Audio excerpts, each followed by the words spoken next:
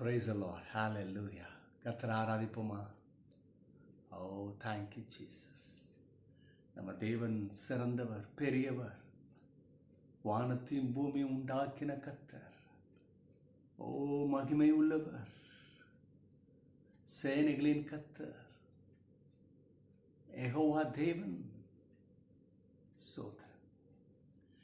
நம் தேவன் பெரியவர், நம் தேவன் வல்லவர், நம் தேவன் பெரியவர், நம் தேவன் வல்லவர். அவரை விசுவாசி, உனக்கெல்லாம் வாய்க்கும். உன் தேவனை விசுவாசி, உனக்கெல்லாம் வாய்க்கும்.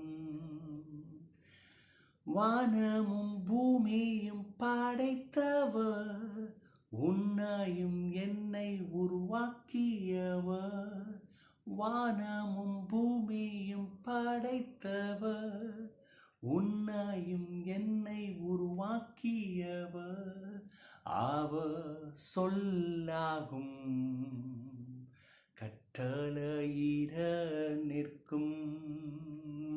என் தேவன் சொல்லாகும், கட்டளையிட நிற்கும்.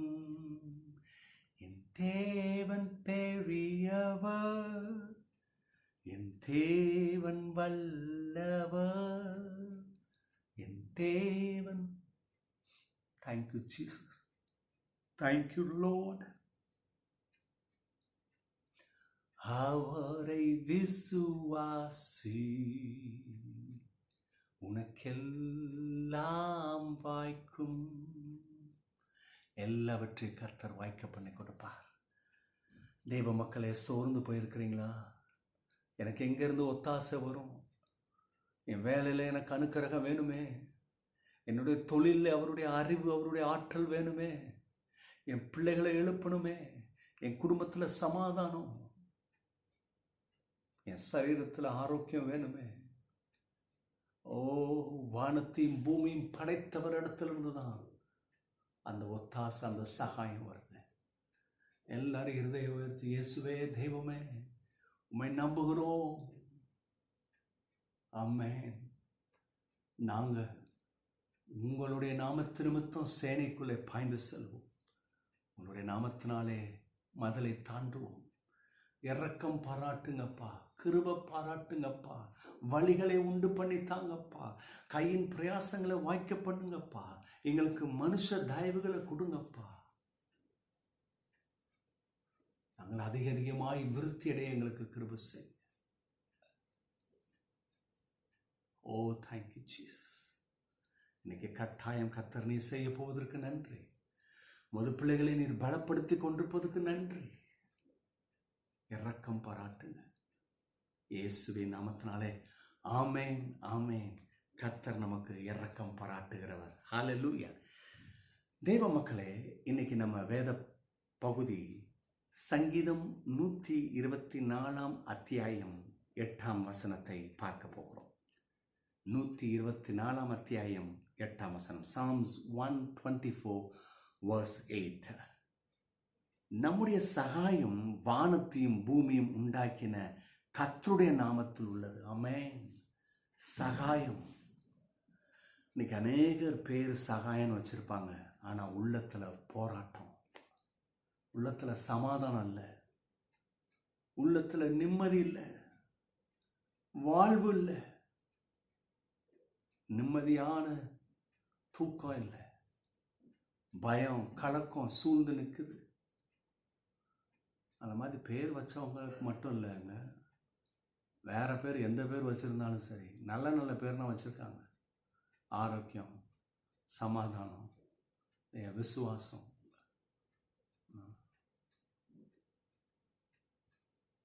நிறைய பேர் சம்மந்தப்பட்டுனா வருது பாருங்க. கிறிஸ்துவ சம்மந்தப்பட்டுனா வருது, அவரோட நாமத்தை போலனா வைக்கிறேன். ஆனால் போராட்டம். ஏன் இப்படி சம்மந்தம் இல்லாமல் இருக்குது என் வாழ்க்கை? என் பேருக்கும் இதுக்கும் சம்மந்தம் இல்லாமல் இருக்கே வாழ்க்கை. வேற ஒரு வழியில் என்னை கொண்டு போயிட்டு இருக்கு. அதில் போராட்டம், கஷ்டம், நஷ்டம், இழப்பு. ஆனால் இந்த சங்கீதக்காரர் சொல்லுகிறார், நம்முடைய சகாயம் எங்கேருந்து வருது? இன்னைக்கு அநேகருக்கு பலவிதமான நம்பிக்கை இருக்குது. அதில் 2 காரியம். சில பேர் நம்பிக்கை என்னன்னா, நட்சத்திரங்களுக்கும் அவங்களுக்கும் ஏதோ சம்மந்தம் இருக்குது, அதுதான் இவங்களுடைய ஆசீர்வாதத்தை, எதிர்வாழ்க்கையை தீர்மானிக்குது. ஆசீர்வாதத்தை தீர்மானிக்குது, செழிப்பை தீர்மானிக்குது, வெற்றியை தீர்மானிக்குது, சுகத்தை தீர்மானிக்குது, ஏன் நல்ல ஆயுசு நாட்களை கூட தீர்மானிக்குதுன்னு கணக்கு போட்டு வச்சிருக்கிறாங்க. இல்லை, அது கிடையாது, சம்பந்தமே கிடையாது. 2வது, இன்னொரு கூட்ட மக்கள் அதிர்ஷ்டம் இல்லையா, அதிர்ஷ்டம், மச்சம், ஏதோ தலையெழுத்து, இதுவும் கிடையாது. சகாயம் எங்கேருந்து வருது? சகாயம் ஏதோ அதிர்ஷ்டத்தை நோக்கி, இல்லை அது இதை நோக்கி, நட்சத்திரத்தை நோக்கி, இல்லை அப்படி போலங்க. சகாயம் எங்கேருந்து வருதுன்னு தெரியுங்க. இந்த உலகத்திலிருந்து சகாயம் வரல, ஏதோ இல்லையா சில விலையுர்ந்த கற்களிலிருந்து வர்றதில்ல, இல்லை வானத்துக்கு மேலே சில படைப்புகள் இருக்குது, அந்த படைப்புகள் அந்த சக்திகள் நிமித்தம் மனுஷனை ஆளுகை செய்யுது. இல்லை, கிடையவே கிடையாது. சகாயம் அங்கேருந்து வரல. சகாயம் எங்கேருந்து வருதுன்னா, அதுக்கு அந்த வசனத்திலே அர்த்தம் அற்புதமாக வருது. வானத்தையும் பூமியும் உண்டாக்கின கர்த்தருடைய நாமத்தில் உள்ளது. வானத்தையும் பூமியும் உண்டாக்கினவர் யார்? யார் நினச்சிக்கிட்டு இருக்கிறீங்க? இந்த யாவே தேவன், யெகோவா தேவன். இவர் தான் என்ன செய்கிறாரு? இந்த வானத்தையும் பூமியும் உண்டாக்குனார். சகாயனா என்ன? ஹெல்ப், உதவி, காருண்யம், வெற்றி, வாழ்வு, சுகம், ஜீவன், இதுதான் சகாயம். இது கர்த்தர்கிட்ட இருந்து வருது, நம்முடைய கர்த்தர்கிட்ட இருந்து வருது. வேத புஸ்தகம் சொல்லுது தாவீதை குறித்து, தாவீது நாளுக்கு நாள் விருத்தடைந்தானா. ஏன் தெரியுமா? சேனைகளின் கர்த்தர் அவனோடு கூட இருந்தார். நல்லா கவனிங்க.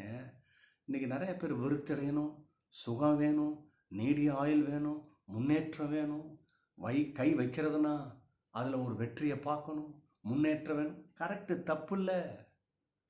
இதை தான் மனுஷன் கண்டுபிடிச்சி திட்டத்தை கொண்டு போய் கர்த்தர்கிட்ட வச்சு, நீங்கள் எங்களை ஆசீர்வச்சிங்கன்னா போதும், நல்லா வந்துடுவோம், என்னவோ மனுஷன் கண்டுபிடிச்ச மாதிரி நிறைய பேர் நினச்சிட்டு இருக்கீங்க. இல்லை, கர்த்தர் விரும்பின காரியம் இது. கர்த்தர் உண்டு பண்ணது.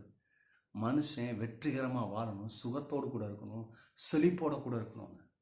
ஆகவே தான் கர்த்தர் அவருடைய சகாயத்தை கொடுக்குறாரு. எத்தனை பேருக்கு நான் சொல்கிறது விளங்குது? இந்த சகாயம் இல்லாமல் வாழ முடியாது.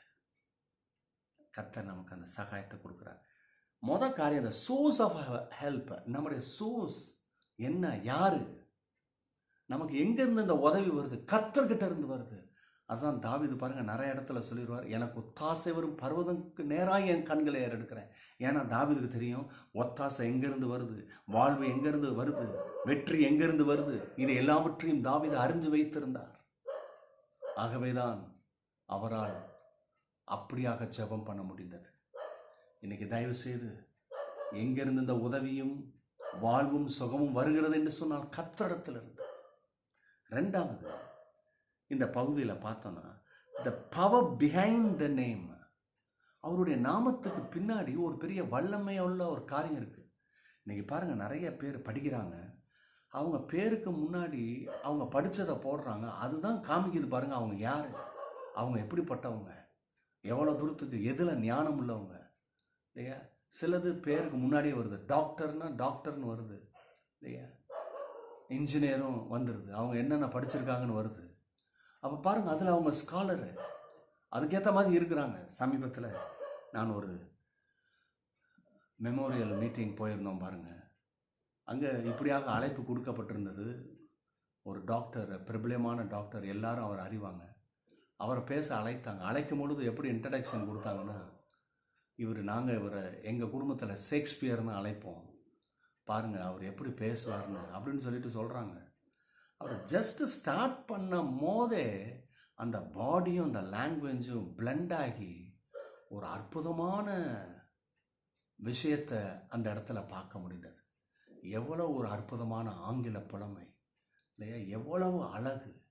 அதை பார்த்து ரசித்தவர்கள் அநேகர் இருக்கட்டும். அதுவுக்கே, அந்த காரியத்திற்கே அவ்வளோ ஒரு அந்தஸ்து இருக்கிறதுன்னா, இங்கே கடவுளுடைய நாமத்துக்கு முன்னாடி ஒரு அற்புதமான வல்லமை இருக்கு, கொஞ்சம் கவனிங்க.